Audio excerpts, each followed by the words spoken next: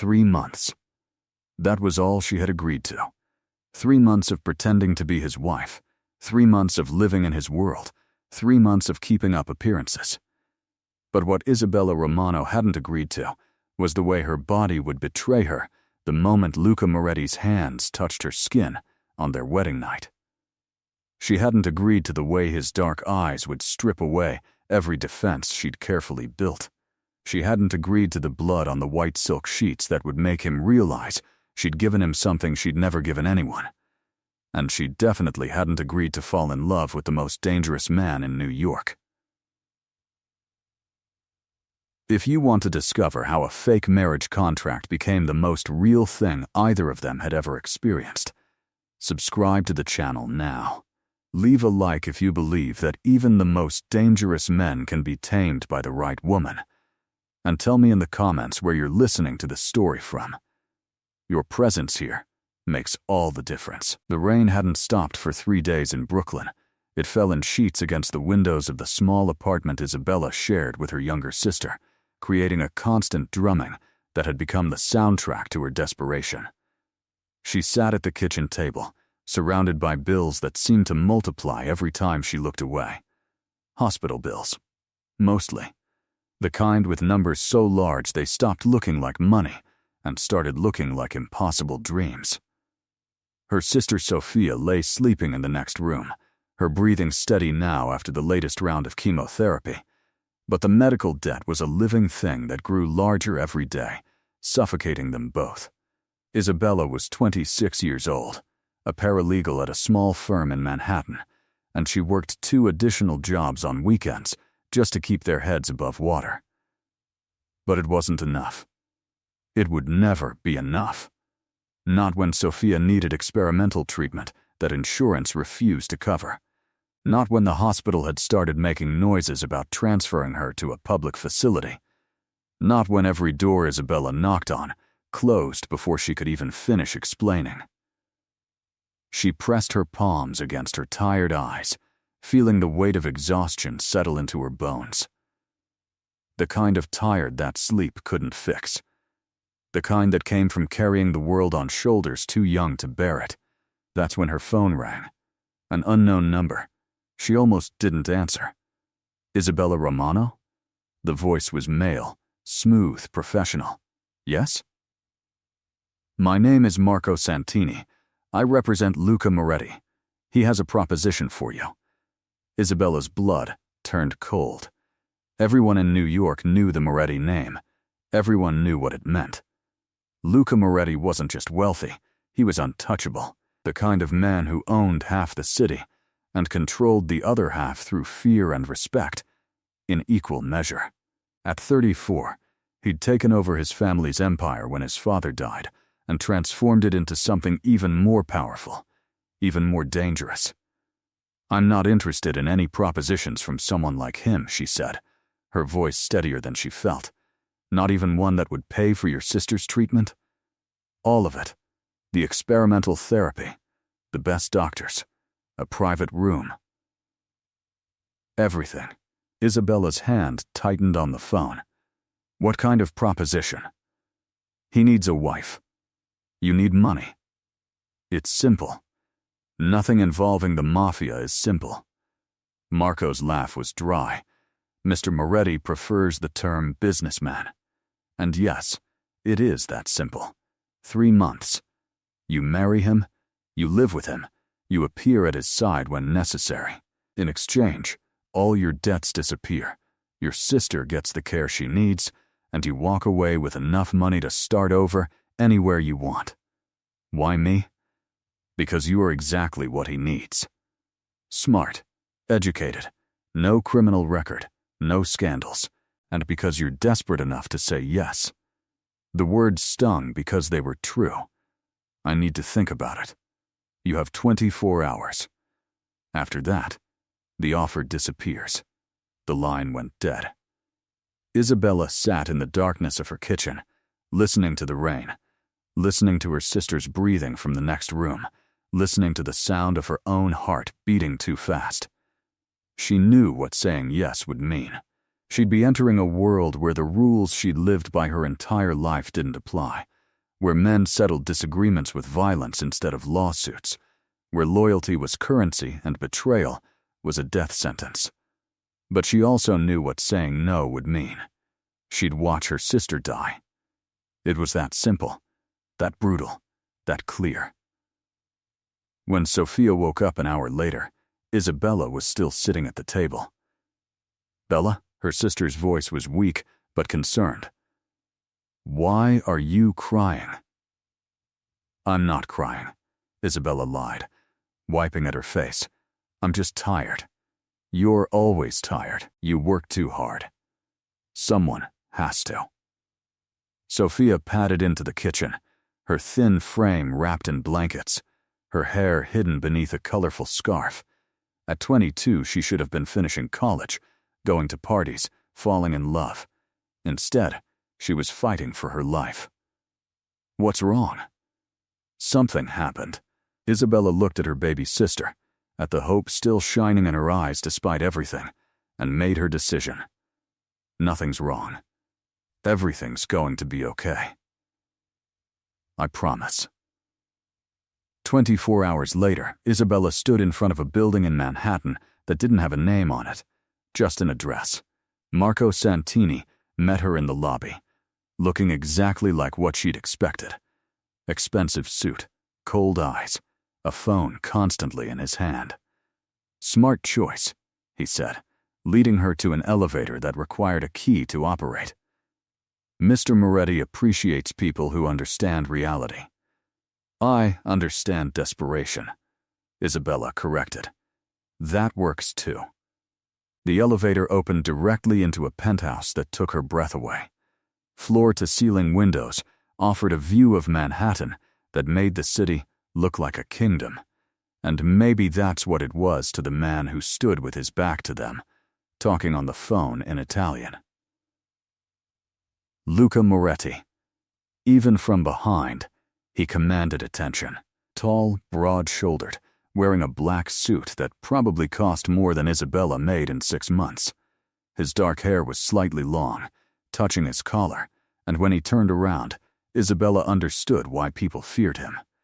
It wasn't just the sharp angles of his face or the dark eyes that seemed to see through everything. It was the aura of controlled violence that surrounded him like a second skin. The absolute certainty that this man could destroy you without raising his voice or his fist, simply by deciding you no longer deserved to exist. He ended his call and studied her with an intensity that made her want to step back. But she held her ground. She hadn't come this far to show weakness now. "Isabella Romano," he said, and even her name sounded different in his voice, deeper, weighted with something she couldn't name. "You're younger than I expected." "You're exactly what I expected," she replied, and something flashed in his eyes. "Surprise, maybe, or interest. Marco tells me you have conditions." 3 months. I live here, I play the part, but I have my own room and my own life. I continue working, and you stay away from my sister. She doesn't need to know what you are." A smile curved his lips, but it didn't reach his eyes. "What I am. And what's that?" "Dangerous. Careful, Piccola. Some people find danger attractive. I'm not some people." He moved closer, and Isabella forced herself not to retreat. He smelled like expensive cologne, and something darker, something that made her pulse quicken in a way that had nothing to do with fear. "No," he said softly, his eyes traveling over her face. "You're not. That's why you're here." The marriage contract was 60 pages long. Isabella read every word while Luca watched her from across his desk, his fingers steepled beneath his chin. Most of it was standard: financial arrangements, living conditions, public appearance requirements. But Clause 17 made her stop. "Conjugal rights?" she asked, her voice sharp. "It says all physical intimacy is at mutual consent," Luca replied calmly. "I'm not asking you to sleep with me, Isabella. I'm asking you to be convincing when we're in public." "And in private?" In private, you'll have the east wing of the penthouse. I have the west. There's a common area in between. You use it when you want, avoid it when you don't. What about your people? Your family, won't they question a marriage where the bride and groom barely speak? Luca leaned back in his chair. My people understand business arrangements, and my family. Something dark crossed his face. My family will accept what I tell them to accept. Isabella studied him. In the 3 hours since she'd arrived, she'd learned that Luca Moretti was exactly what she'd feared, and nothing like she'd expected. He was cold, yes. Dangerous, absolutely. But he was also precise, honest about what he wanted, and oddly respectful of her boundaries. Why do you need a wife? She asked suddenly. Why fake this? His jaw tightened. That's not part of our arrangement. You're asking me to marry you. I think I deserve to know why. For a long moment, he said nothing. Then he stood and walked to the window, his hands in his pockets. My father built an empire, but he made enemies doing it. Before he died, he made arrangements, treaties. One of them was a marriage alliance between me and the daughter of another family, a family I have no intention of binding myself to. So I'm your way out. You're my declaration that I make my own choices. The wedding is in 3 days. After that, we play the role of devoted newlyweds for 3 months. By then, the alliance will be considered broken, and you'll be free to go. Isabella signed the contract with shaking hands. The next 3 days passed in a blur of activity that left Isabella dizzy. A woman named Lucia appeared with racks of clothing, none of which Isabella would have chosen for herself. Elegant dresses, designer shoes, jewelry that probably cost more than her car. Mr. Moretti wants you to look the part, Lucia said, not unkindly. His wife represents him. People will judge him by how you present yourself. Isabella wanted to argue, but she understood. This was theater. She was playing a role. On the second day, Marco took her to meet the family. The Moretti compound was in New Jersey, a sprawling estate surrounded by walls and guards. Inside, it was surprisingly warm. Luca's mother, Francesca, was a small woman with sharp eyes and an even sharper mind. She embraced Isabella immediately, speaking in rapid Italian that Isabella only partially understood. She's happy, Luca translated, standing behind Isabella with his hand on her lower back. The touch felt possessive, claiming, she thinks you're too thin and wants to feed you. Tell her thank you, Isabella said, acutely aware of his proximity. Luca's uncle Tommaso was less welcoming. He studied Isabella with open suspicion, asked pointed questions about her family, her background, her intentions. She's here because I want her here, Luca said, his voice dropping to something dangerous. That's all you need to know, Zio. The temperature in the room dropped 10 degrees. Tommaso nodded slowly, but his eyes never left Isabella's face. That night, back at the penthouse, Isabella found Luca in the common area, drinking scotch and staring at the city below. Your uncle doesn't trust me, she said. My uncle doesn't trust anyone. It's kept him alive this long. Isabella sat down across from him, suddenly exhausted. Is it always like this? The suspicion? The testing? Always.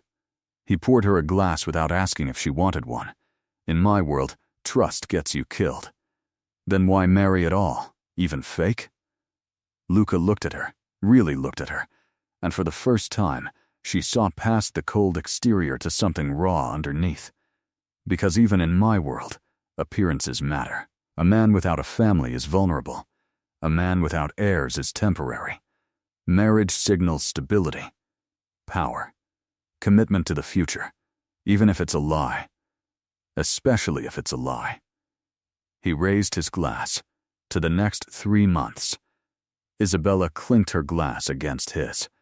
To survival. The wedding was small by Mafia standards, but opulent by any other measure. It took place in a private chapel on the Moretti estate, with only family and close associates in attendance. Isabella wore a dress that Lucia had chosen, ivory silk that clung to her body before flowing out in a train that seemed to go on forever. Her dark hair was pulled back, revealing the long line of her neck, and around her throat was a necklace that Luca had presented that morning. "It belonged to my grandmother," he'd said, fastening it himself. His fingers had brushed her skin, and she'd felt that touch all the way to her toes. Now she stood at the altar, looking at the man who would be her husband for the next 3 months, and felt her breath catch. Luca wore a black suit that made him look like sin itself, his dark eyes fixed on her with an intensity that made the small chapel feel too warm. When the priest asked if she took this man, Isabella heard her own voice say yes, and it sounded steadier than she felt. When Luca slid the ring onto her finger, his hands were warm and sure, and when the priest said, "You may kiss the bride," Luca pulled her close with a possessiveness that made every person in that chapel believe this marriage was real. His lips touched hers, soft at first, testing. Then deeper. His hand came up to cup the back of her head, his fingers threading through her hair, and Isabella felt the world tilt. She'd been kissed before, but never like this, never with this much controlled intensity, this much barely leashed desire, never in a way that made her forget where she was, who was watching, what was real, and what was pretend. When he finally pulled back, his eyes were darker than before, his breathing slightly uneven. "Showtime," he whispered against her lips, but his voice was rough. The reception was held in the estate's ballroom. Isabella had never seen such wealth displayed so casually. Crystal chandeliers, tables laden with food, champagne flowing like water. She was introduced to what felt like hundreds of people, all of whom studied her with varying degrees of interest and suspicion. Luca kept his hand on her throughout it all, at her waist, on her back, holding her hand. Each touch felt like a brand. "You're doing well," he murmured during a brief moment alone. "They believe it." "Do they?" Isabella asked, accepting another glass of champagne from a passing waiter. "Because your uncle still looks like he wants to have me investigated. He probably already has." Luca's hand tightened on her waist. "Don't worry. You're clean. And now you're mine. That makes you untouchable." The possessiveness in his voice should have annoyed her. Instead, it sent heat curling through her belly. When it was time for their first dance, Luca led her onto the floor with the confidence of a man who owned everything he touched. The song was slow, romantic, and completely at odds with the danger that emanated from every person in the room. "Relax," he said softly, pulling her close. "You're stiff as a board. I'm trying not to think about the fact that everyone here has probably killed someone." A smile tugged at his lips. "Not everyone. My mother hasn't. That's not reassuring." He spun her, and she found herself pressed against his chest, his heart beating steady against hers. "You're safe, Isabella. As long as you're my wife, no one will touch you. And when I'm not your wife anymore?" His eyes darkened. "We'll worry about that in 3 months." The penthouse felt different when they returned that night. It was past midnight, and the city below glittered like scattered diamonds. Isabella stood in the common area, suddenly uncertain.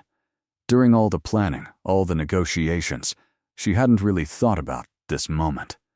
The moment when they'd be alone. "Married. Your room is ready," Luca said, loosening his tie. "Lucia stocked the closet with everything you should need. If there's anything else, just tell Marco. That's it? We just go to our separate rooms?" He looked at her, his expression unreadable. That was the agreement, wasn't it? "Yes, but..." She trailed off, not sure what she was trying to say. "But..." He moved closer, and Isabella's breath caught. In the dim lighting, He looked even more dangerous, even more compelling. Today was a performance. A very convincing one, but it was still a performance. You don't owe me anything beyond what we agreed to. And if I wanted to? The words were out before she could stop them. Luca went very still. Wanted to what? Isabella's heart hammered against her ribs. She'd had 3 glasses of champagne, maybe 4, enough to make her brave, enough to make her stupid. Nothing. Forget I said anything. She turned to go to her room, but his hand caught her wrist. Not hard, but firm enough to stop her. Isabella. His voice was low, dangerous.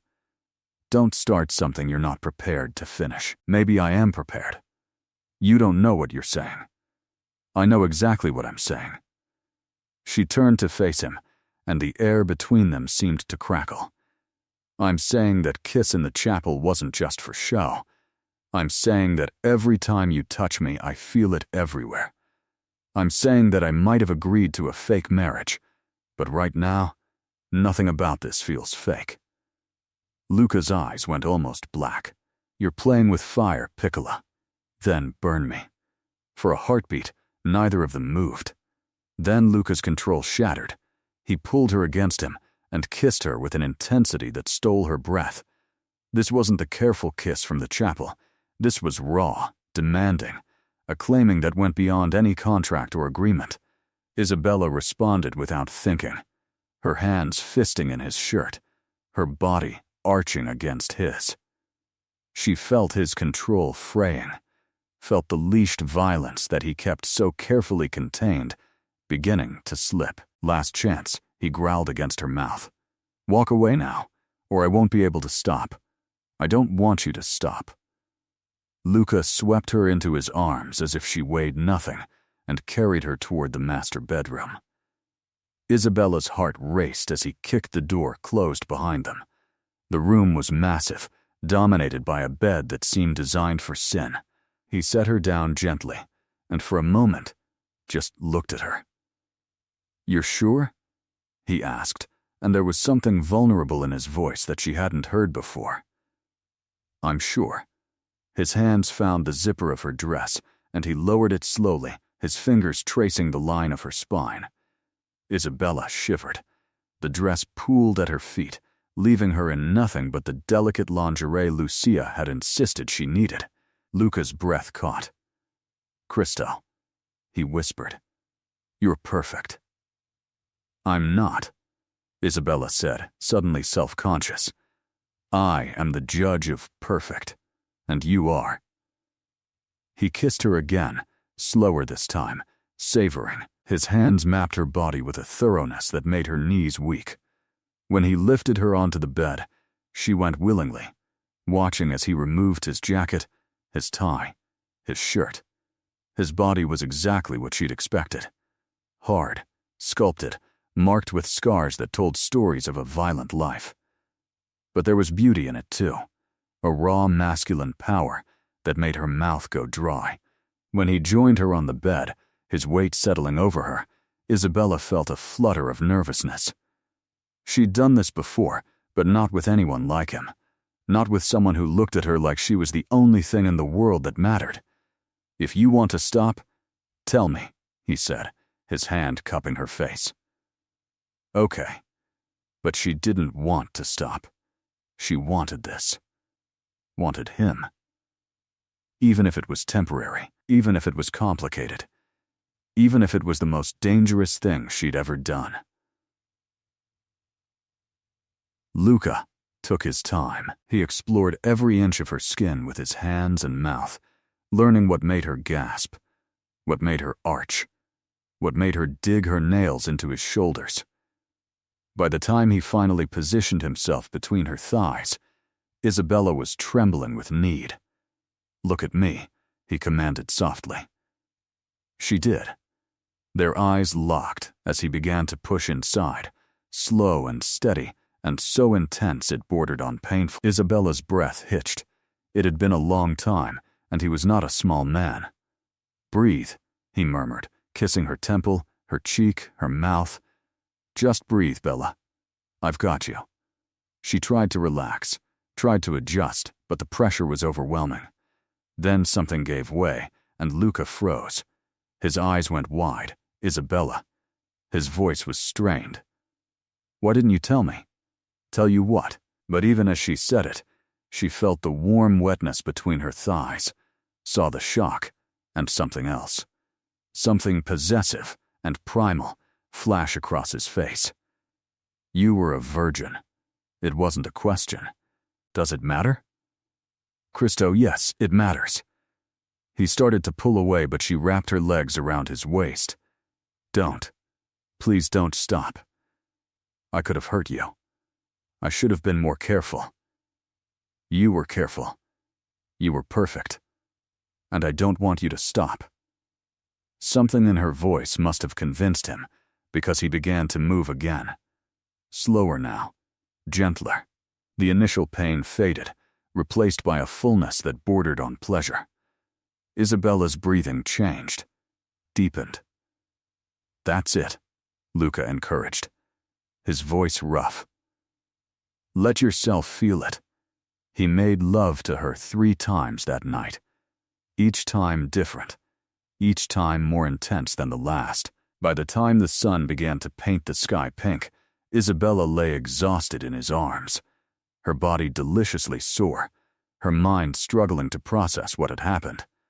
Luca's fingers traced lazy patterns on her bare shoulder. Why didn't you tell me? He asked again. Would it have changed anything? Yes. Everything. He tilted her face up to look at him. You gave me something precious, something you can never get back. Why?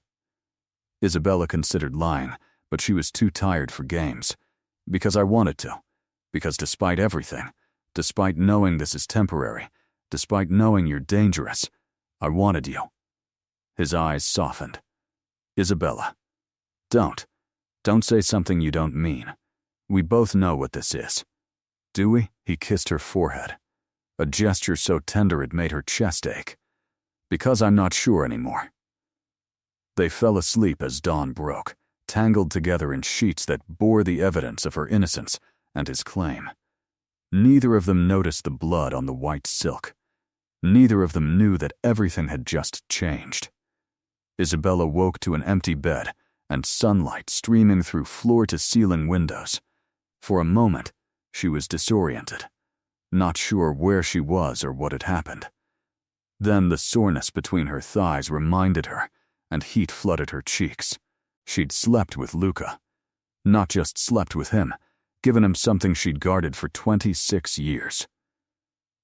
Given it willingly, eagerly, to a man who'd promised her nothing but 3 months and a paycheck. She sat up, pulling the sheet around herself, and noticed a note on the pillow beside her. Had to handle business. Stay in the penthouse today. Marco will bring anything you need. We'll talk tonight. L. Isabella crumpled the note, not sure whether to laugh or cry. We'll talk tonight. As if what had happened between them could be summarized in a conversation. As if she hadn't fundamentally altered their arrangement by letting it become real. She showered, wincing at the tenderness, and found her room had indeed been stocked with everything she could possibly need. Clothes in her size, toiletries, even a laptop and phone. She dressed in comfortable jeans and a soft sweater, then ventured into the common area. Marco was there, as promised, reading a newspaper and drinking espresso. Mrs. Moretti, he said, standing. Can I get you something? Breakfast? Mrs. Moretti. The name sent a strange thrill through her. Coffee would be great. And it's Isabella. Mr. Moretti prefers we use proper forms of address. Of course he does. She accepted the coffee Marco poured and sat across from him. So I'm not allowed to leave? Mr. Moretti suggested you stay in today. For your safety. My safety from what? Marco's expression didn't change. There are people who weren't happy about the marriage. It's better if you remain here until Mr. Moretti returns. Isabella's stomach tightened. She'd known marrying into this world would be dangerous, but she hadn't really believed it. Not until now. How long will he be gone? As long as it takes. That could mean hours or days. Isabella spent the morning exploring the penthouse, which was even more massive than she'd realized. Besides the master bedroom and her unused room, there was a study, a gym, a media room, and a kitchen that looked like it belonged in a restaurant. She found herself drawn to the study. Floor-to-ceiling bookshelves lined the walls, and a large desk sat in front of windows overlooking the city. The books were mostly in Italian, but some were in English. Philosophy, history, classic literature. Not what she'd expected from a Mafia boss. "He reads every night," a voice said from the doorway. Isabella spun to find Lucia carrying several shopping bags, usually for an hour before bed. "He says it helps him think. I didn't hear you come in. Marco let me up. I brought some additional items Mr. Moretti thought you might need." Lucia set the bags on a nearby chair. "How are you feeling?" The knowing look in her eyes made Isabella blush. "I'm fine. The first time is always difficult. But it gets better. I don't want to talk about this. You don't have to." Lucia smiled, "But I will say this. I've worked for the Moretti family for 15 years. I've never seen Luca look at anyone the way he looked at you yesterday. It's not real. It's just an arrangement. Keep telling yourself that, Cara. Maybe eventually you'll believe it." After Lucia left, Isabella tried to distract herself with the books, but her mind kept wandering. She thought about Luca's hands on her skin, his voice in her ear, the way he'd looked at her when he realized what she'd given him. "Stop it," she told herself. "This doesn't change anything. 3 months, and you're done." But even as she thought it, she knew it was a lie. Everything had changed. By the time evening came, Isabella was restless and anxious. She'd called the hospital to check on Sophia, who was doing well, thankfully unaware of the deal Isabella had made. "When can I come see you?" Sophia had asked. "Soon," Isabella lied. "I've just been really busy with work." She hated lying to her sister, but what was she supposed to say? "I married a Mafia boss to pay for your treatment?" It was almost 9 when she heard the penthouse door open. Her heart jumped into her throat. She stood from where she'd been curled up on the couch, suddenly uncertain. Should she go to him? Wait for him to come to her? Pretend nothing had happened? Luca appeared in the doorway to the common area, and Isabella's breath caught. He looked exhausted, his shirt untucked, his tie missing, a shadow of stubble on his jaw.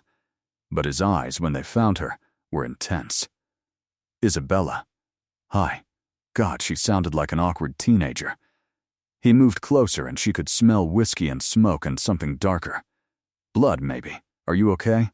he asked, his voice rough. "You're not hurt?" "I'm fine." "Are you okay?" "I'm always okay." But the way he said it suggested that wasn't true. "Luca, what happened today? Where did you go?" "Nowhere you need to worry about." He reached out and tucked a strand of hair behind her ear, the gesture achingly familiar after last night. "Did Marco take care of you?" "Yes, but I don't need a babysitter. You need protection. There are people who would use you to get to me. Because of the marriage. Because of what you mean to me." The words hung in the air between them. "I don't mean anything to you. This is fake, remember?" Luca's jaw tightened. "Is that what last night was? Fake? I don't know. Was it?" He pulled her close, one hand tangling in her hair. "Nothing about last night was fake. Nothing about the way you felt in my arms was fake. Nothing about the way you called my name was fake. Then what was it?" "Dangerous," he said, echoing her words from their first meeting. "But real. More real than anything I've felt in years." He kissed her, and Isabella melted into him, her body remembering every touch from the night before. When he pulled back, his eyes were dark with desire. "I told myself I wouldn't do this again. That last night was a mistake. Was it? The biggest mistake of my life." He kissed her throat, her jaw. "Because now I know what it's like to have you. And I don't think I can give it up. They barely made it to the bedroom. Luca's control, so carefully maintained, shattered the moment Isabella whispered his name against his lips.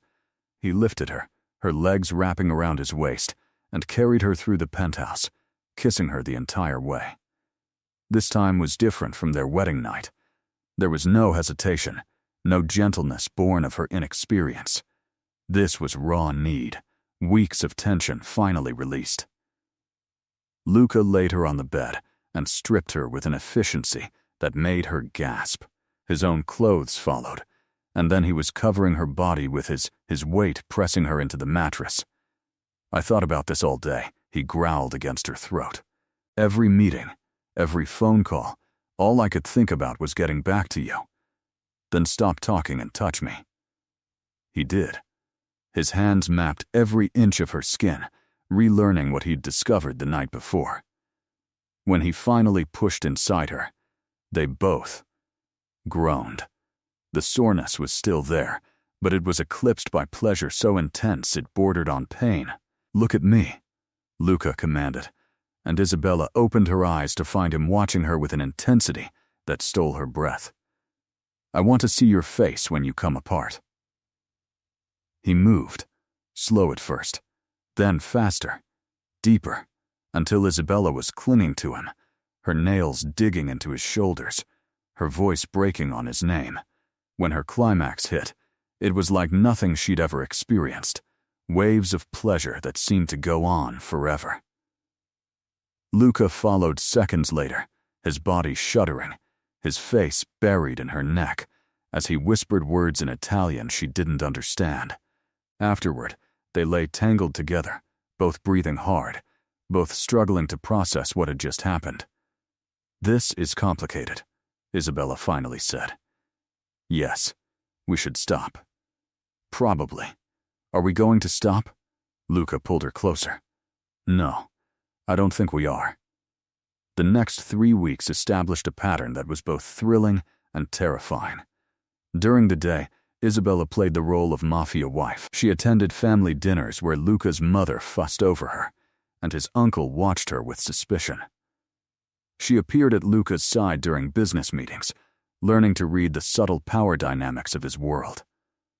She accompanied him to charity galas, where New York's elite mingled with criminals, all pretending they were just businessmen.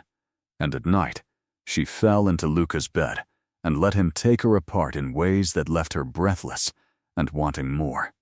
"You're getting good at this," Marco observed one afternoon as they drove back from a particularly tense meeting with a rival family. "At what?" Isabella asked, though she knew. "Playing the part. Most people can't read this world. You're learning fast. I pay attention. That could get you killed." The casual way he said it made her blood run cold. "Is that a threat?" "It's a warning. You're not just Luca's pretend wife anymore. People see the way he looks at you. They know it's real. That makes you a target." That night, Isabella confronted Luca. "Marco says I'm a target. What does that mean?" Luca was in his study reviewing documents. He looked up, his expression carefully neutral. "It means you matter to me, and people in my world exploit weaknesses." "So I'm a weakness?" "You're everything." The words were said so simply, so matter-of-factly, that Isabella almost missed their significance. "Luca." He stood and came around the desk. "I know this wasn't part of the plan. I know we agreed to keep it business. But I can't." He cupped her face in his hands. "I tried. Christo, I tried. But every time I touch you, every time I look at you, I know I'm in trouble." "What kind of trouble?" "The kind where 3 months isn't going to be enough. The kind where the thought of you leaving makes me want to burn down the world." Isabella's heart hammered. "We can't. This was supposed to be temporary. Nothing about what I feel for you is temporary. You're not making sense. You needed a wife to break an alliance. That's all this was. That's all it was supposed to be." He kissed her softly. "But you changed the rules when you gave yourself to me. You changed everything. I didn't mean to. I know. That's what makes it worse. He rested his forehead against hers. I'm falling in love with you, Isabella. It's the stupidest, most dangerous thing I've ever done. But I can't stop it. The admission should have terrified her. Instead, it felt like coming home. I'm falling in love with you too, she whispered. Even though I know I shouldn't. Even though this is insane. Then be insane with me. He kissed her deeply. Stay. Not for 3 months. Forever. I can't. Sophia needs me. My life is in Brooklyn, not here. Bring Sophia here. She can have the best doctors, the best care. You can both stay. In your world, where people get killed for looking at someone wrong, in my world, where I can protect you, where no one would dare touch what's mine. The possessiveness in his voice should have annoyed her. Instead, it made her feel safe. Cherished. Protected. I need to think about it. Then think about this. Luca swept the documents off his desk and lifted her onto it. Think about how good we are together. He kissed her until she couldn't think at all. Later, as they lay in bed, Isabella's phone rang. It was past midnight, and calls at that hour were never good news. She answered to find a nurse on the other end, her voice tight with urgency. Miss Romano, it's your sister. There's been a complication with the treatment. You need to come right away. Isabella's blood turned to ice. I'll be there in 20 minutes. She was out of bed and throwing on clothes before Luca could stop her. I'm coming with you, he said, already dressing. No. This is my family, my problem. You're my wife. That makes it my problem too. Luca, please. I need to do this alone. He grabbed her shoulders, his eyes fierce. I'm not letting you face this alone. Get used to it, Bella. When you married me, even if it was fake, you became mine. I protect what's mine. They made it to the hospital in 15 minutes. Luca, driving like the devil himself, was chasing them. Sophia was in the ICU, hooked up to machines that beeped and hummed. She looked so small in that bed, so fragile. Isabella's eyes filled with tears. The doctor said, "It's her heart," the nurse explained. "The treatment is putting too much strain on it. They've stabilized her for now, but..." She trailed off, and Isabella understood what she wasn't saying. Sophia was dying. "What can we do?"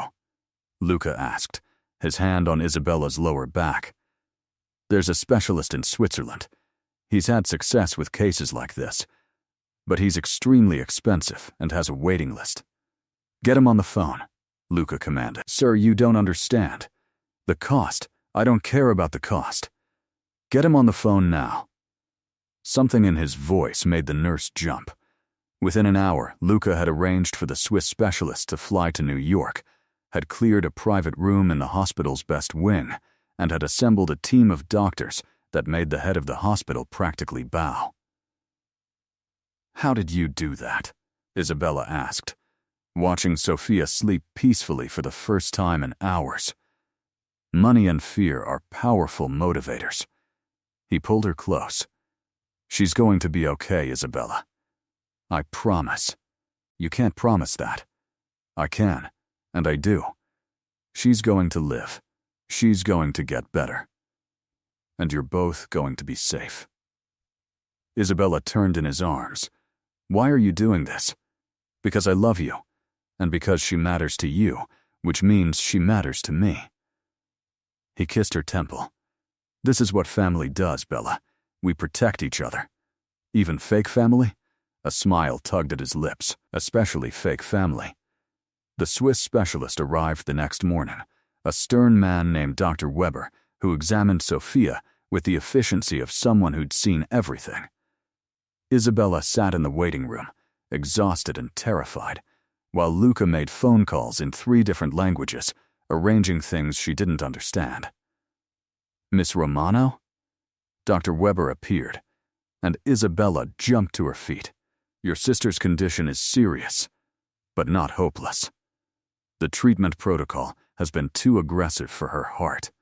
I'm recommending we pause chemotherapy and focus on stabilizing her cardiovascular system first. But the cancer will still be there when she's strong enough to fight it. Right now, we need to keep her alive." The words hit Isabella like a physical blow. Luca's arm came around her, holding her up. "What does she need?" he asked the doctor. "Time, rest, and a less stressful environment. The hospital is no place for healing. Does she have somewhere quiet she can recover?" "She does now," Luca said firmly. "We have a house upstate. Private, secure, with a medical staff I can arrange. She'll have everything she needs." Dr. Weber nodded approvingly.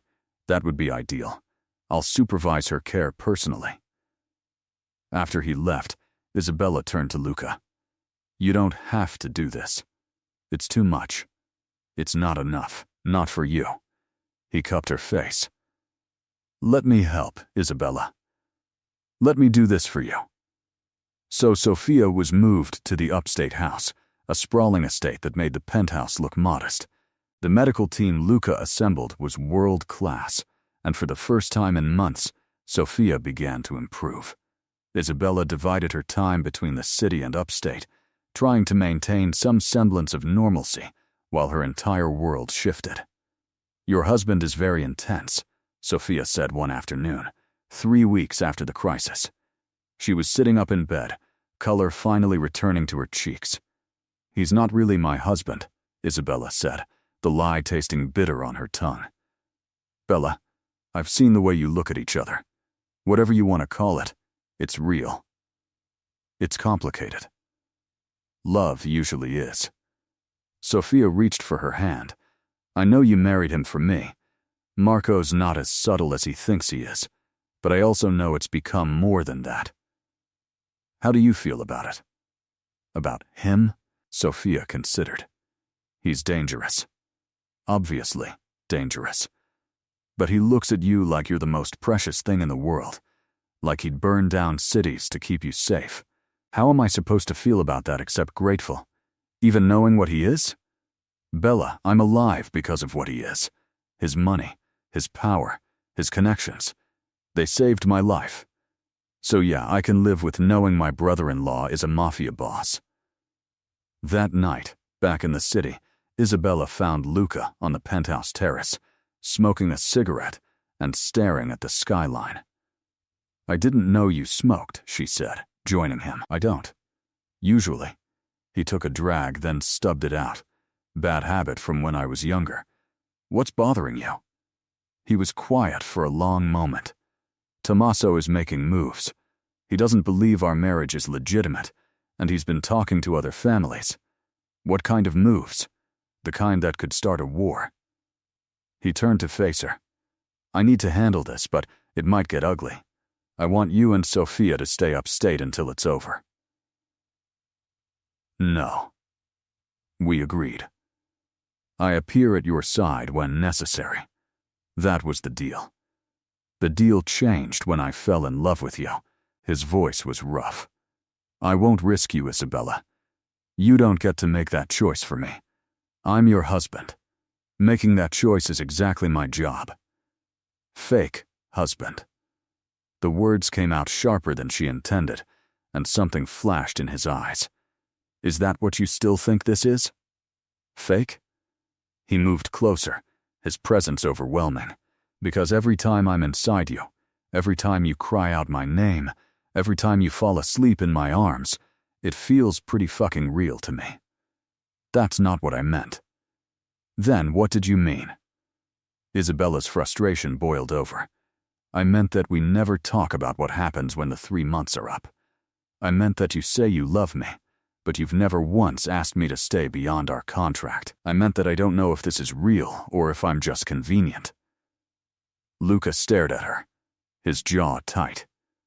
Then he grabbed her hand and pulled her inside, through the penthouse, into his study. He yanked open a desk drawer and pulled out papers, shoving them at her. "What's this?" Isabella asked, taking them. "The annulment papers. I had them drawn up last week." Her heart dropped. "You want to end this?" "No, you stubborn, infuriating woman. I want you to destroy them." He pulled her close, his hands framing her face. "I want you to rip them up and tell me you're staying. Not because of money or contracts or your sister. Because you want to. Because you love me as much as I love you. And if I do? If I stay?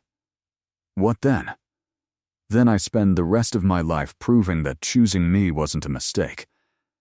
His voice dropped. "Then we make this marriage real in every way. Children, if you want them. A life together. Everything." Isabella's hands shook as she held the annulment papers. This was it. The moment of truth. She could walk away clean, debt-free with Sophia saved. She could go back to her safe, normal life.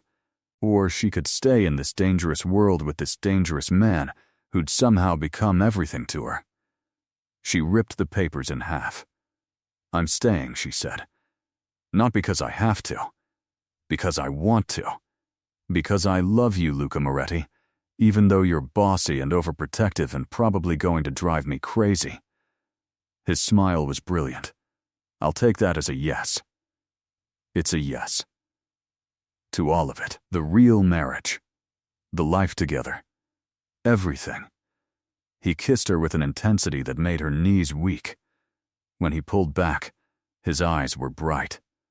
"Then marry me again. A real wedding this time, not a business arrangement. Say yes, Isabella. I already said yes once. Say it again.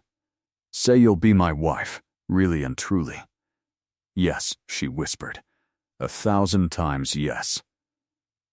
The real wedding happened on a Sunday morning at the small chapel on the Moretti estate, with just family in attendance. This time, when Isabella walked down the aisle, she wasn't wearing a costume. She wore a simple white dress she'd chosen herself, and her smile was genuine. This time, when Luca said his vows, tears streamed down his face. "I promise to protect you," he said, his voice breaking. "To cherish you. To love you with everything I am. You took a chance on a dangerous man, and I'll spend every day proving I was worth that risk." Isabella's own voice trembled as she responded, "I promise to stay by your side, to be your partner, to love you even when you're impossible. You saved my sister, but more than that, you saved me. You showed me that love can exist even in the darkest places." When the priest pronounced them husband and wife, Luca kissed her with such tenderness that even his uncle looked moved. The celebration afterward was small but joyful. Sophia was there, healthy enough now to dance with her new brother-in-law. Francesca cried happy tears and insisted on teaching Isabella how to make proper Italian food. Even Tommaso, finally accepting the reality of the situation, offered his grudging approval. "You're good for him," he told Isabella privately. "He's been different since you came. Softer, almost human." "He's always been human," Isabella replied. "He just needed someone to remind him." That night, in their bedroom, Luca undressed her slowly, reverently. "My wife," he murmured against her skin. "My real wife, your only wife," Isabella corrected. "Forever." "Forever," he agreed, and then he showed her exactly what forever felt like. As the city glittered below them, they made love with the certainty of people who knew they'd chosen right. There was no fear now, no hesitation, just the absolute knowledge that they belonged to each other. Months passed, and Isabella's life transformed in ways she'd never imagined. She left her paralegal job and went back to school, pursuing the law degree she'd always dreamed of. Luca supported her completely, proud of her ambition.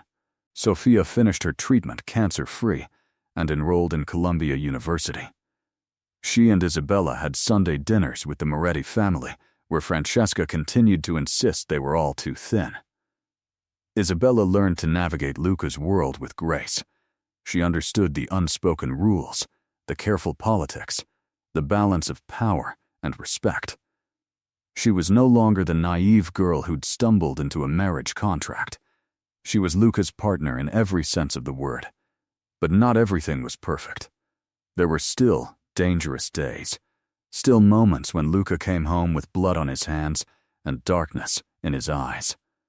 There were still nights when Isabella woke to find him on the terrace, smoking and staring at nothing, carrying the weight of his choices. "Talk to me," she'd say on those nights, pulling him back to bed. "I'm here. You don't have to carry it alone." And slowly, he learned to let her in, to share the burden, to trust that she was strong enough to handle the truth of his world. One evening, 6 months after their real wedding, Isabella found Luca in his study, staring at documents with an expression she couldn't read. "What's wrong?" she asked, coming to sit on his lap. He pulled her close, burying his face in her neck. "I did something today.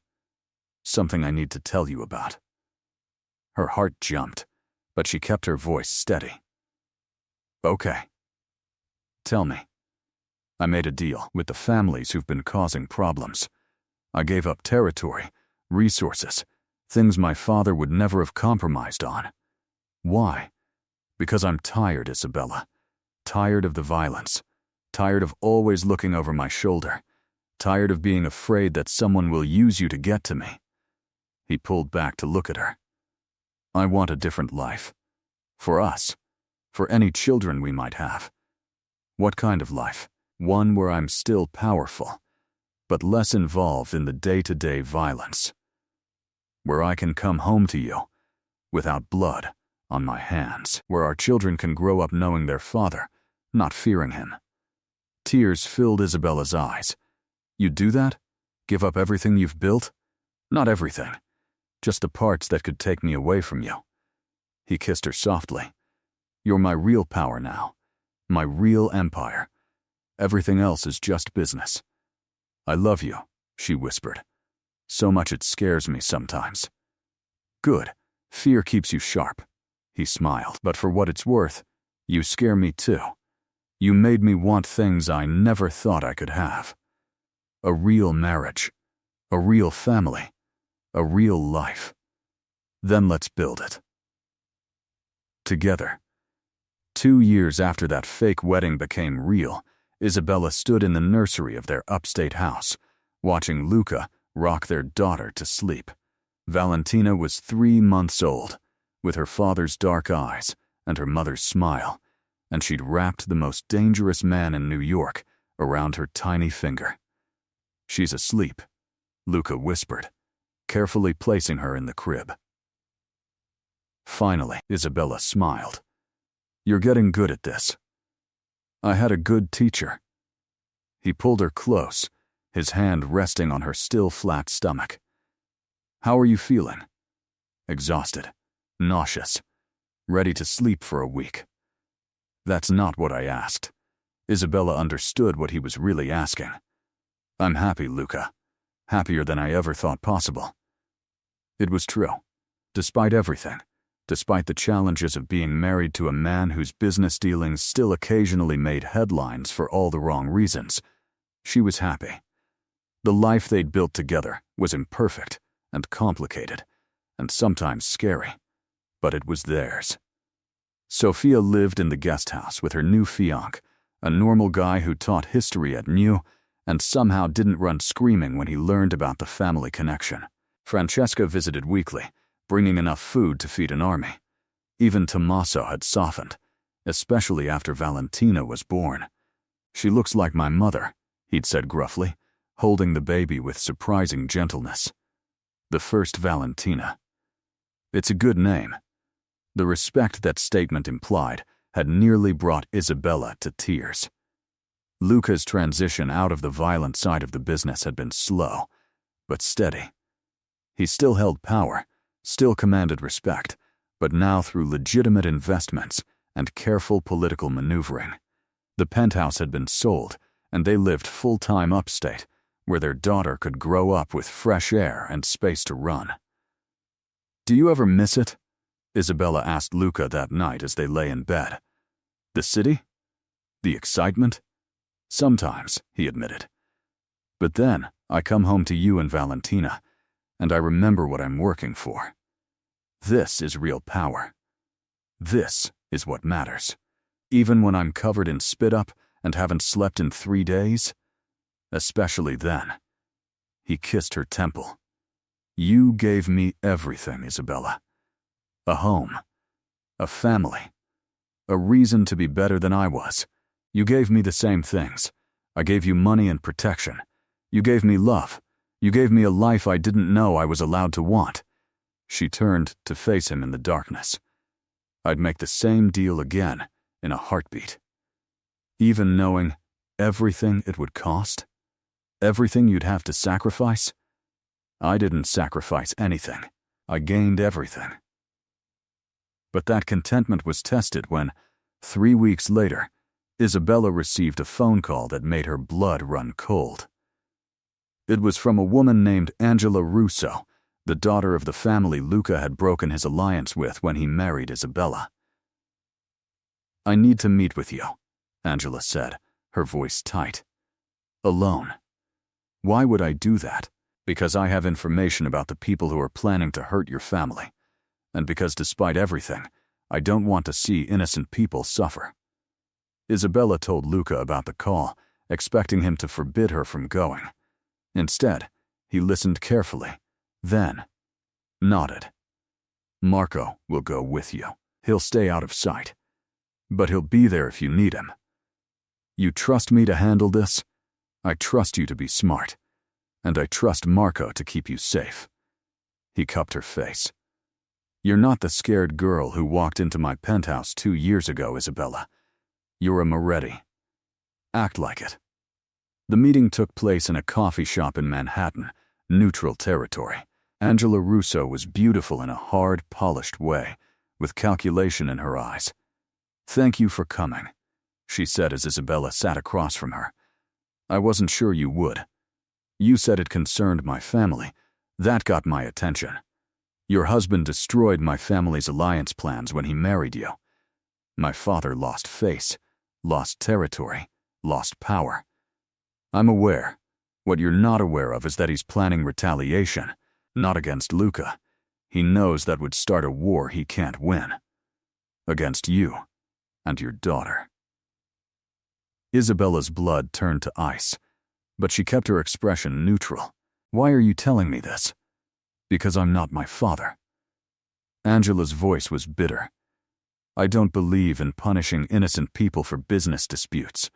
And because I have a daughter too, I know what it's like to fear for her safety. What does your father plan to do? Kidnapping. He has people watching your upstate house, waiting for the right moment. Angela slid a piece of paper across the table. Names, dates, plans. Everything I know. Isabella took the paper, her mind racing. What do you want in return? Nothing. Except maybe a chance for our families to stop being enemies. This vendetta is eating my father alive, and eventually, it'll destroy us all. I'll talk to Luca. That's all I ask. Angela stood.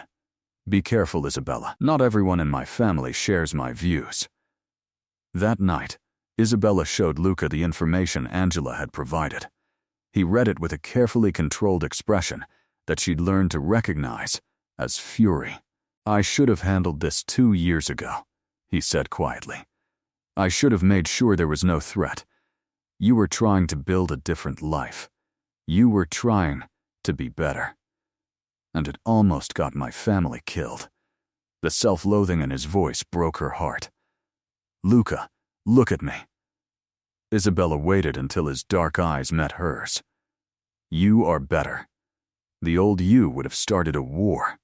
The new you is going to find a smarter solution. There is no smart solution when someone threatens my wife and child. Then, make one. You're Luca Moretti. You've built an empire through intelligence and strategy. Use that.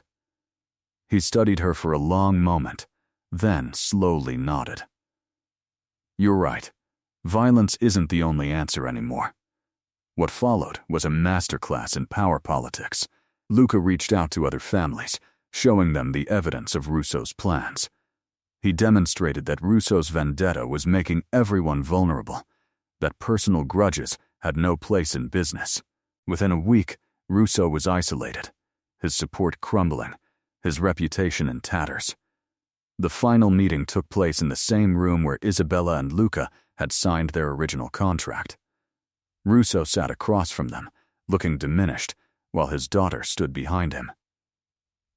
"You win," Russo said bitterly. "You always win, Moretti." "This isn't about winning," Luca replied. "It's about protecting what's mine. You threatened my family.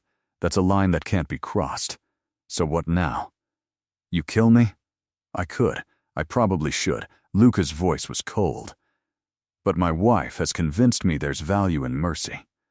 So here's what's going to happen. You retire. Publicly. You turn your operations over to Angela, who actually has the brains to run them properly. And you never ever come near my family again. And if I refuse, then I stop being merciful." The threat hung in the air. Russo nodded slowly, defeat written across his face. After he left, Angela lingered. "Thank you," she said quietly, "for giving him a way out, for giving me a chance. Don't make me regret it," Isabella replied. "I won't. You have my word." In the aftermath, life settled into a new rhythm. Angela proved to be an unexpectedly valuable ally, and the relationship between their families, while not warm, was at least civil. Isabella finished law school and opened a practice specializing in helping families navigate complex legal situations. Many of her clients came from Luca's world, people who needed someone who understood their reality but also believed in justice. "You're changing things," Luca observed one night as they sat on their porch, watching fireflies dance in the gathering darkness. "One case at a time." "That's all any of us can do," Isabella replied. "Change things one choice at a time. Is this what you imagined when you agreed to marry me? All those years ago?" She considered. "No. I imagined 3 months of pretending, then walking away with enough money to save Sophia. I never imagined a life. A real life with you. Do you regret it? The complications? The danger? Never." She turned to face him. "You're the best decision I ever made, Luca Moretti, even when you're impossible. I'm not impossible. You absolutely are." But she was smiling as she said it. Their second daughter, Giulia, was born on a snowy February morning. Luca held her with the same tender reverence he'd shown Valentina, and Isabella watched him with tears in her eyes. "Another girl," he said softly. "I'm going to have 3 women ruling my life." 4. Sophia called from the doorway. "Don't forget me. How could I? You're the one who started this whole thing." He smiled at his sister-in-law. "If you hadn't needed treatment, I never would have met Isabella. So you're saying you owe me?" "I'm saying I'm grateful." For all of it. As the years passed, the girls grew. Valentina became the serious one, always watching, always thinking, inheriting her father's strategic mind. Giulia was wild and laughing, fearless in a way that terrified both parents. "She's going to give us gray hair," Isabella said, watching their youngest climb a tree that was definitely too tall for a 4-year-old. "She's going to run my empire someday," Luca replied. "Look at her. Absolutely no fear. That's not necessarily a good thing in our world. No. But it's not a bad thing either." The balance they'd created wasn't perfect. There were still moments when Luca's past came calling, when old enemies surfaced or new threats emerged, but they faced them together, partners in every sense. Isabella's law practice flourished, and she became known as the woman who could navigate both the legitimate world and its shadows. Luca's legitimate businesses expanded, and while everyone knew his history, he'd earned respect through his evolution. "You've built something remarkable," Tommaso said at a family dinner when Valentina was 7 and Giulia was 5. "A real legacy. Your father would be proud. My father would think I'd gone soft," Luca replied. Maybe, but he'd be wrong. Tommaso looked around the table, at Isabella and the girls, at Sofia and her family. This is power. Real power. Not territory or money or fear. This. On their 5th anniversary, Luca took Isabella back to the small cafe in Soho where they'd first met for the fake wedding planning. It had been cleaned up, renovated, but it was still recognizable. Remember this? He asked as they sat at a corner table. How could I forget? This is where you made me the craziest offer I'd ever heard. Marry me for 3 months, and I'll pay all your debts. It seemed so simple then. Nothing about us has ever been simple. He reached across the table to take her hand. But it's been worth it. Every complicated, dangerous, beautiful moment. Even the part where your uncle tried to have me investigated? Especially that part. He apologized eventually, only after I helped his grandson get out of legal trouble. See? You've made yourself indispensable. Luca's thumb traced circles on her palm. I love you, Isabella. More now than on our wedding night. More than yesterday. More than I'll be able to express tomorrow. You took a terrified girl's desperate deal and turned it into a life I never knew I was allowed to want. Tears filled Isabella's eyes. I love you too. You're still bossy and overprotective. I'm working on that. Don't work too hard. I kind of like it. They kissed across the table, and if anyone recognized them, if anyone knew who they were and what they represented, no one said anything. They were just a couple in love, celebrating their anniversary. The fact that one of them was a former Mafia boss, and the other was the woman who'd changed his world, was irrelevant in that moment. Later, back at home, after they'd put the girls to bed and were lying in their own bed, Isabella said, Do you ever think about that first night? Our wedding night? All the time. What do you think about? About how terrified I was that I'd hurt you. About the moment I realized you'd given me something precious. About the look on your face when you told me not to stop. His hand found hers in the darkness. About how that was the night everything changed. It did change everything. Do you regret it? Not for a second. Isabella rolled over to face him. That was the night I stopped being afraid of you and started falling in love with you. That was the night this became real. It was always going to be real, Luca said. From the moment you walked into my penthouse with terror in your eyes and steel in your spine, I was lost. I just didn't know it yet. Liar. You knew. Maybe. He pulled her close. Or maybe I was in denial. Either way, I'm grateful it happened. Me too. When Valentina turned 10, she came to Isabella with questions that had clearly been building.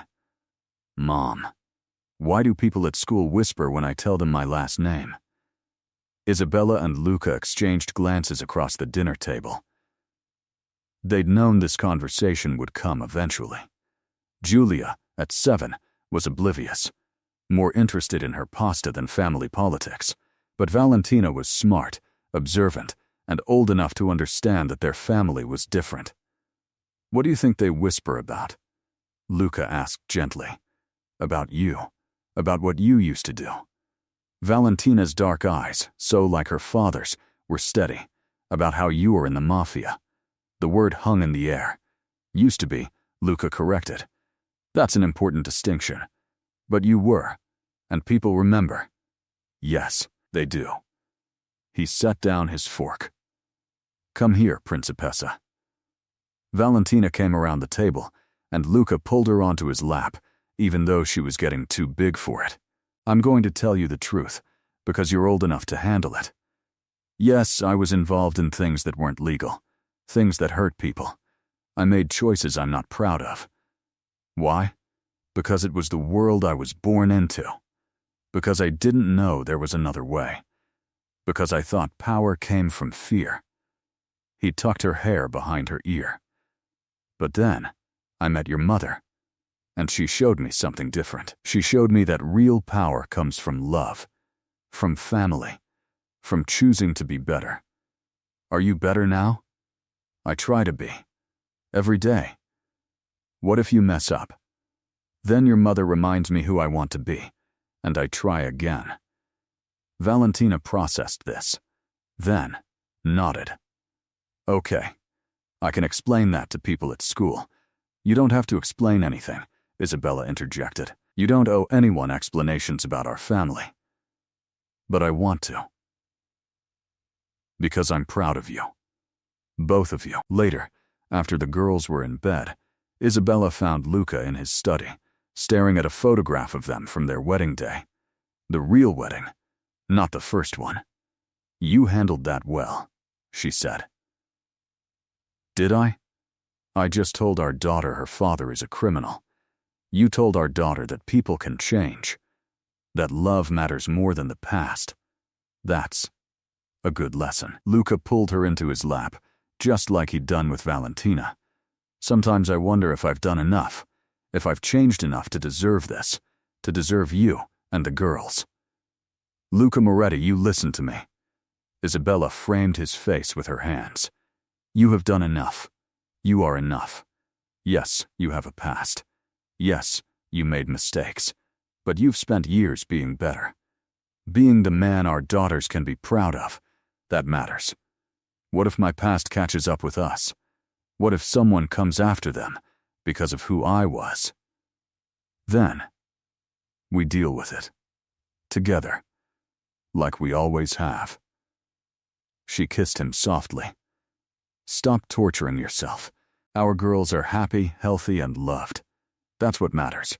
The fears Luca expressed weren't unfounded. When Valentina was 12, a group of men approached her outside her private school. Marco, who still served as head of security, intervened before anything could happen. But the message was clear.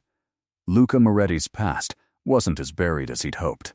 They wanted me to give you a message, Valentina told her parents that night, surprisingly calm for someone who'd just been threatened.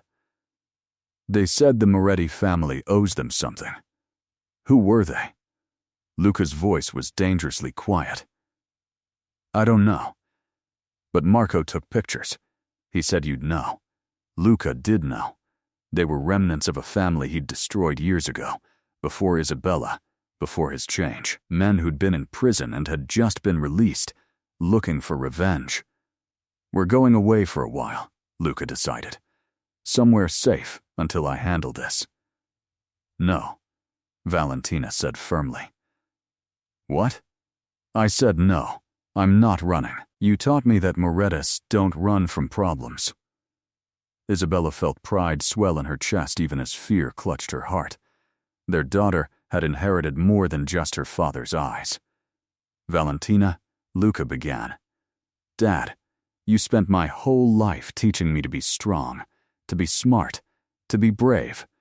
You can't protect me from everything, and hiding won't solve this. She has a point, Isabella said quietly. Not you, Luca. She's right. We can't live in fear. We've built a life, a real life. We can't let ghosts from the past destroy that. They threatened our daughter.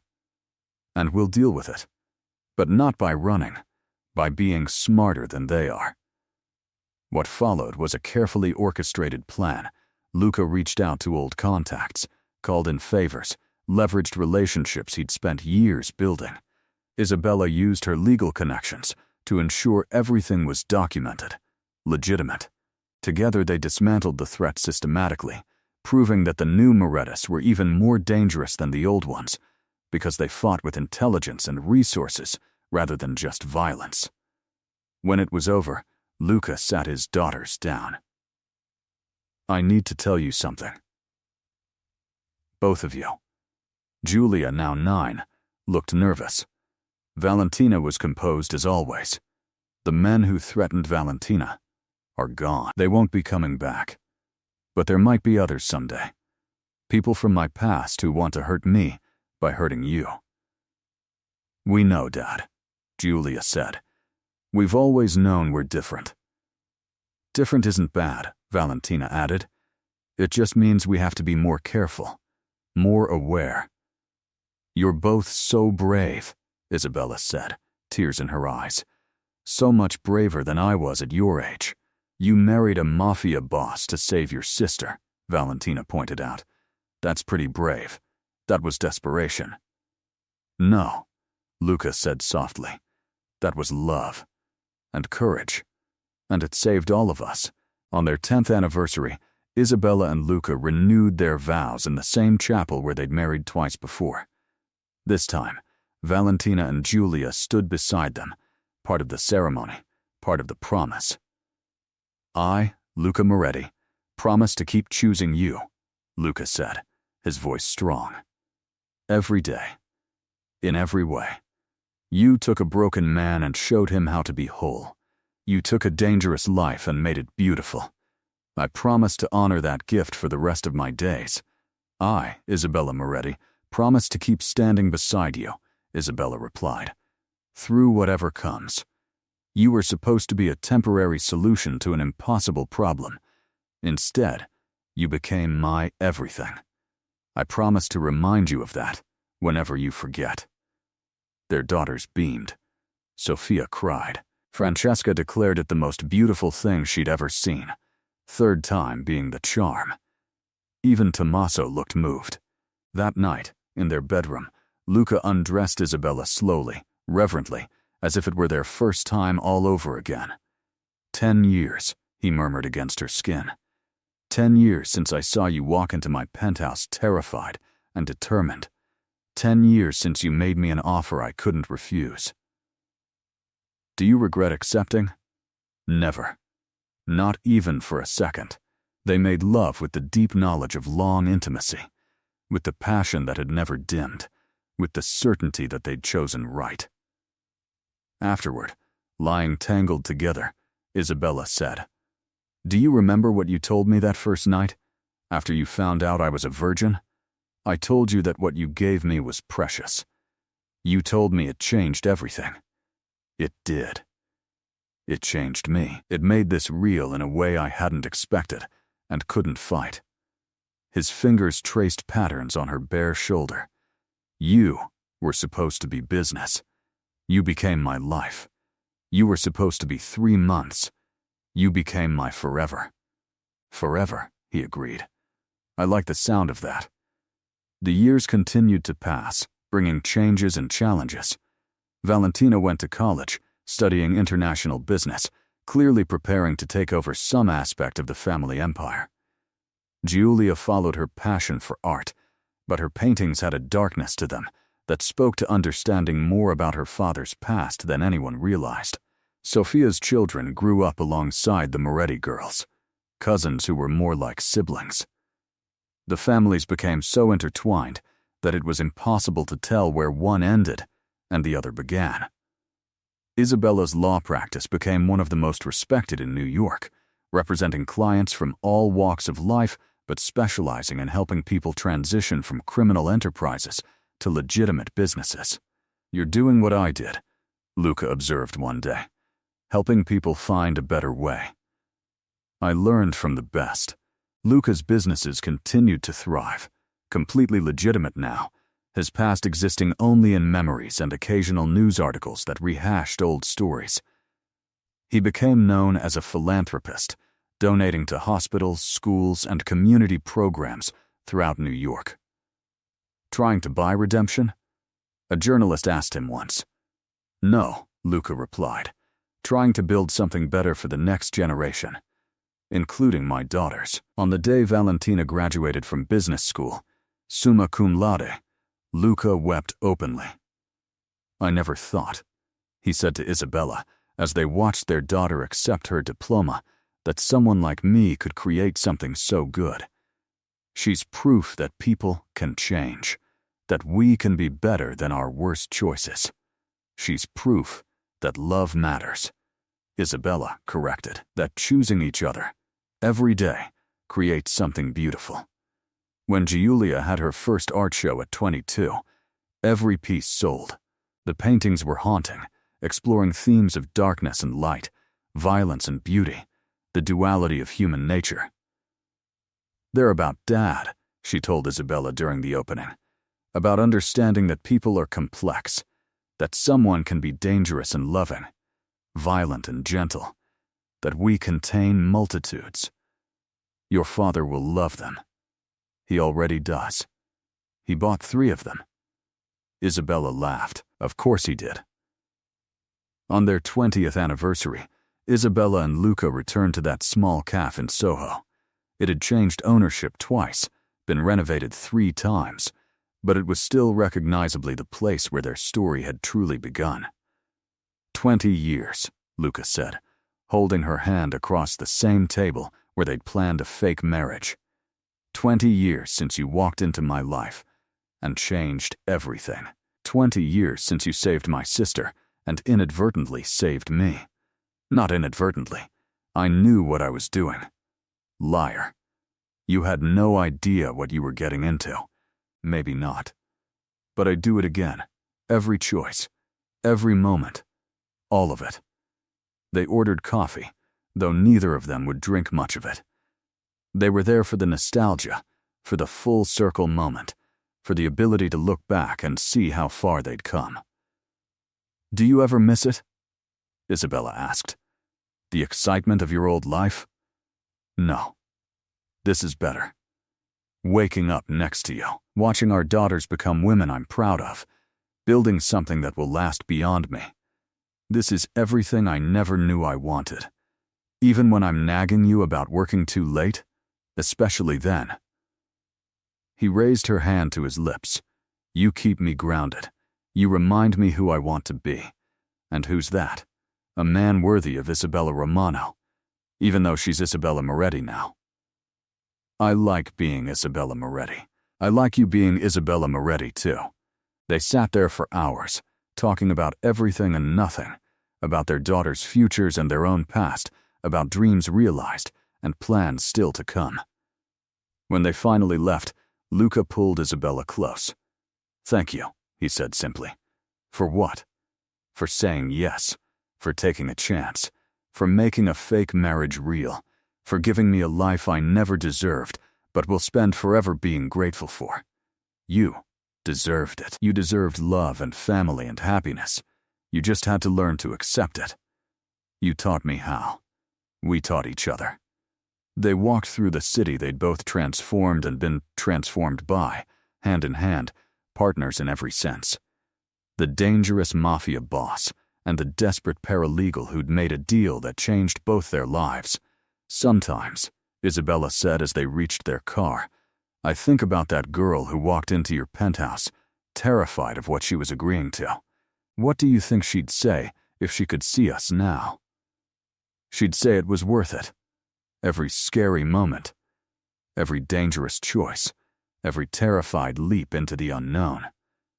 She'd say she'd do it again in a heartbeat. Good, because so would I. 20 years, 2 daughters, one love story that started as a lie and became the truest thing either of them had ever known. Sometimes the best love stories begin with impossible choices and end with everything you never knew you needed. Sometimes a fake marriage is just the beginning of forever. And sometimes, just sometimes, the most dangerous man in New York is exactly who you need to save you. Not from the world, but from a life lived only halfway. Isabella had agreed to 3 months. She got eternity. And neither of them would have it any other way.